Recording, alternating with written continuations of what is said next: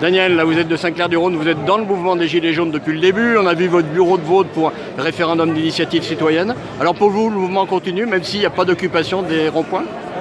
Il y a occupation des ronds-points, bon, on est moins visible. Tous les samedis à Saint-Clair-du-Rhône, on est présent, sauf quand il y a des grosses mobilisations comme aujourd'hui au 1er mai.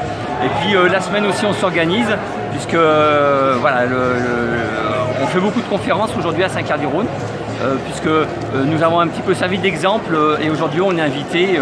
Alors on a été à Bourgoin, on a été à Roanne, dimanche on sera à Saint-Étienne, le vendredi 10 mai on fait une conférence aussi sur Lyon en compagnie de Jérôme Rodriguez, d'Éric Drouet et d'Yvan Bachot, de Raoul Mani-Berton et de Hakim Loeb. Toujours pour parler du référendum d'initiative citoyenne et de l'expérience que vous avez menée. Tout à fait, donc on veut que ça soit une revendication très forte au sein du mouvement, puisque grâce à cette mesure, le RIC en toute matière, on peut répondre à tous les problèmes, tous les sujets de la société. Être là le 1er mai à Lyon, c'était important avec les syndicats?